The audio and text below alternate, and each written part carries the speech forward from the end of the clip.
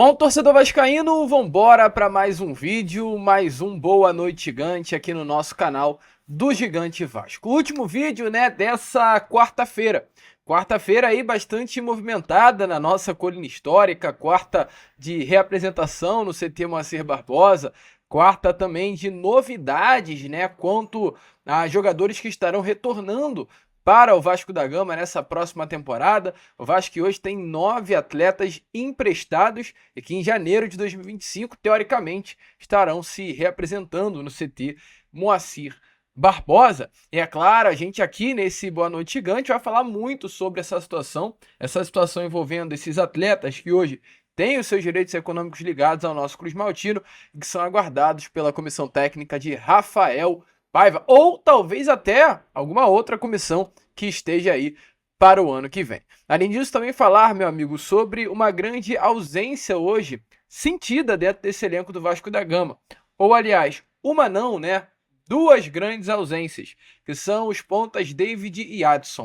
Talvez a gente que já tanto criticou, né, David e Adson tenha reclamado aí de boca cheia. Mas enfim, a gente vai falar muito sobre isso, temos pela frente aí um Boa Noite Gigante, muito agitado, como a gente já falou aqui com vocês, muito movimentado, cheio de novidades e cheio de informações. Porém, antes de começar aqui o vídeo, torcedor, antes de deixar todos vocês muito bem informados, né, sobre o nosso Cruz Maltino, como sempre faço aqui no canal, eu quero dar as boas-vindas a todos vocês que estão chegando aqui ao nosso canal pela primeira vez. Para quem ainda não me conhece, muito prazer, eu sou o Lucas e você está no canal do Gigante Vasco, o canal do torcedor vascaíno. E é claro, né, Vascão, você que tá aí, ó, do outro lado e ainda não é um inscrito do nosso canal, meu amigo, venha logo, ó, aqui embaixo, onde temos essa palavrinha inscreva-se, aperte nela e já venha fazer parte aí da nossa família. A gente conta muito mesmo com a presença e o apoio de todos vocês aqui no nosso canal. Como? Se inscrevendo, deixando o seu like, ajudando aí, né, o nosso crescimento também através da sua divulgação, você pegando esse link aí e compartilhando para outras pessoas. É assim que você aí, torcedor vascaíno, poderá ajudar o nosso canal. Até porque, nesse momento, estamos quase chegando à marca dos 142 mil inscritos. Eu conto muito aí com você que está aí do outro lado. Na boa mesmo, aqui, papo reto, né, de vascaíno para vascaíno, não sai desse vídeo sem deixar a sua inscrição, torcedor. Ela é de sua importância. É só você... É rápido, é simples, é fácil, é básico e não tem dificuldade alguma. É o seguinte, ó, por exemplo, esse daqui foi o nosso Fala Gigante, vídeo que a gente colocou aí na parte da tarde. Se você ainda não viu, corre lá para dar uma conferida. Tá vendo aqui essa palavrinha inscreva-se? Ó, eu não sou inscrito do canal. Apertei, eu seria um inscrito. Olha como é rápido e fácil e ajuda o nosso crescimento. E aí se você vir aqui ainda, apertar nesse sininho e todos os seus vídeos eles serão enviados para você, todos os nossos vídeos, né? Você apertou, ativou o sininho de notificação, é como se os nossos vídeos fossem uma mensagem de WhatsApp. A gente enviou o vídeo para o YouTube, vai aparecer uma notificaçãozinha aí no celular. Então, o sininho da notificação é importante exatamente para você saber o que está acontecendo no Vasco da Gama. Então, se inscreva, ative o sininho de notificação e deixe o seu like. Show? Vamos que vamos então, né, Vascaíno? Que já estamos enrolando muito, mas vamos sem muita enrolação. Fala logo de Vasco. Quero começar aqui primeiramente com vocês esse Boa Noite Gigante, né? Falando exatamente sobre essa questão da ausência. Hoje a gente teve aí a reapresentação do elenco Cruz Maltino no CT Moacir Barbosa, como a gente já informou isso aqui a vocês. Uma reapresentação importante, porque o Vasco hoje se reapresenta, claro, visando a partida que vai acontecer lá na próxima quinta-feira contra a equipe do Internacional. Um jogo importantíssimo se o Vasco ainda sonha, né, com a possibilidade de se classificar para a Copa Conmebol Libertadores. Se o Vasco ainda tem por objetivo essa classificação, querendo ou não querendo, vai enfrentar uma equipe muito difícil, mas precisará da vitória. É 3 pontos inegociáveis. Então o Vasco, é claro, olha para esse jogo como realmente uma grande final, uma grande decisão, precisando da vitória automaticamente da conquista dos 3 pontos. Mas, meu amigo, é surreal como hoje o Vasco da Gama ele não consegue desempenhar, né? Isso que é um grande problema de fato, porque o Vasco ele vai enfrentar uma equipe boa como a do Internacional, sem conseguir nesse momento entregar dentro de campo um desempenho, né? Eu tenho muitas dúvidas, sinceramente, se o Vasco vai conseguir enfrentar a equipe do Internacional e conseguir conquistar a vitória, ou talvez ao menos disputar de igual para igual, que o Inter hoje não tenho aqui em mãos, né, a pontuação, ou melhor, o rendimento, o desempenho, mas eu tenho quase certeza que é uma das 3 melhores equipes aí do segundo turno do Campeonato Brasileiro, após a saída do ex-técnico Eduardo Cudê e a chegada do Roger Machado. Então o Vasco terá pela frente um grande desafio. O Vasco terá pela frente, de fato, um problemão. E aí, o que fará? Se a gente não consegue enfrentar de igual para igual o Fortaleza, como vai enfrentar de igual para igual o Internacional, com um baita elenco? São essas as questões. Mas hoje, o GE, ele divulgou aí, né, em uma matéria muito legal e muito interessante, inclusive, os números do Vasco após a saída de 2 jogadores, que no caso foram as saídas de David, o DVD, e o Adson. E olha, meu amigo, é simplesmente surreal, é de se espantar como o rendimento do Vasco da Gama ele caiu após a saída desses 2 atletas. O Vasco nos últimos 12 jogos tem 6 derrotas, 4 empates e apenas uma vitória. Se viu exatamente passando por essa situação muito complexa, exatamente após a saída de ambos atletas.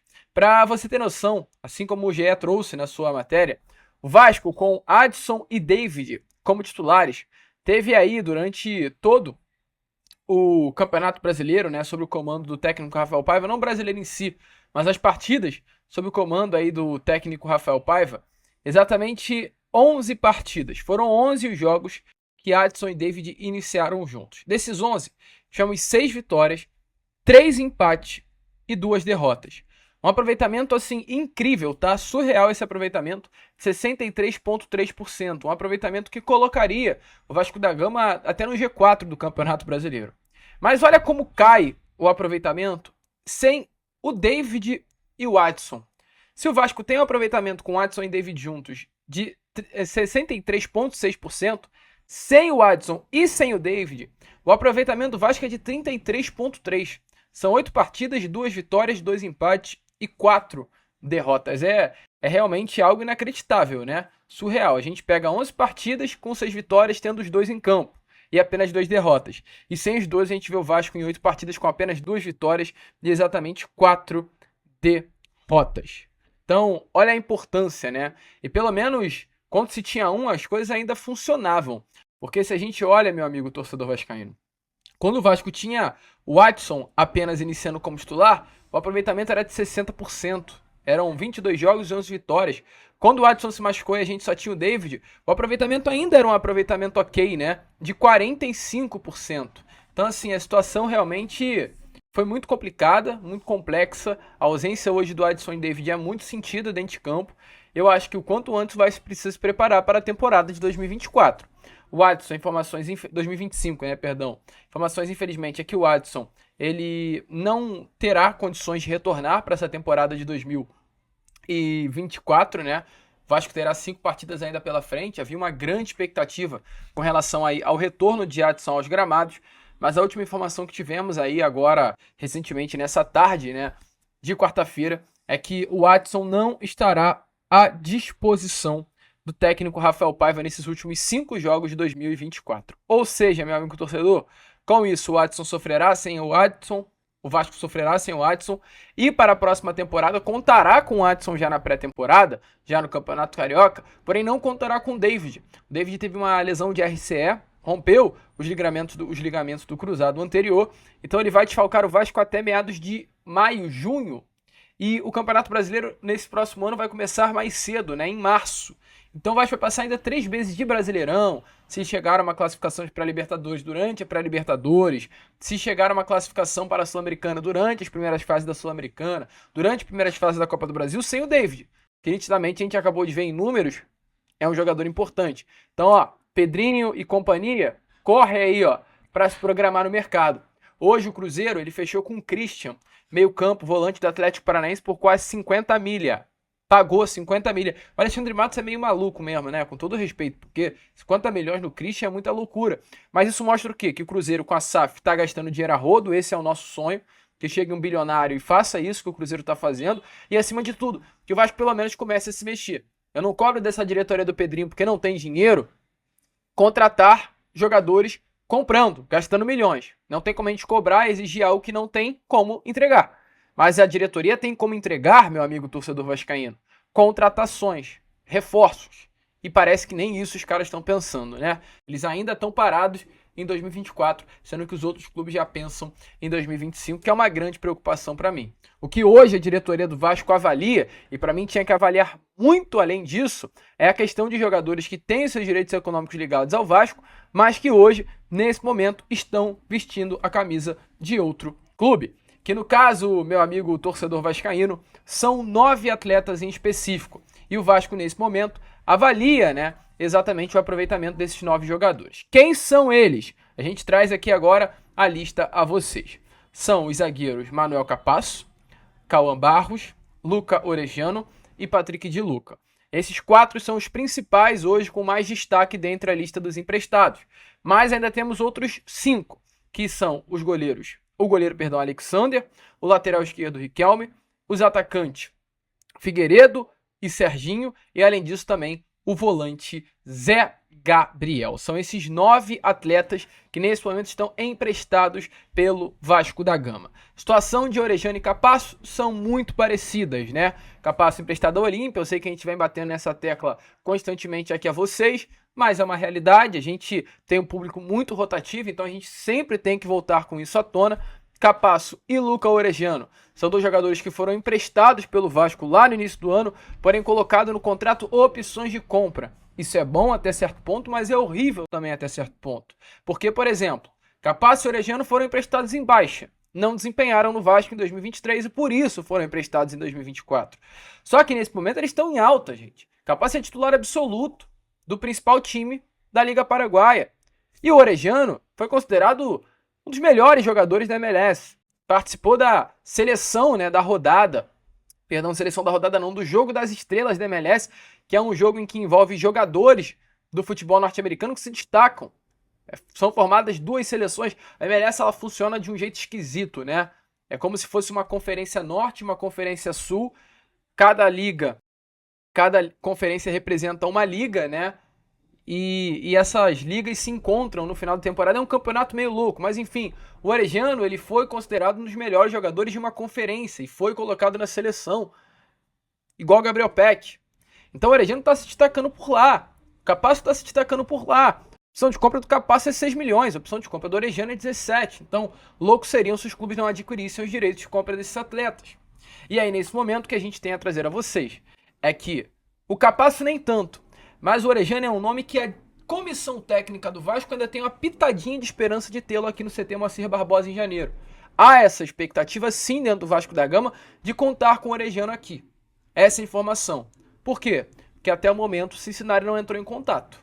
O contrato do Orejano vai até dia 12. Vai até, dia 31 de dezembro.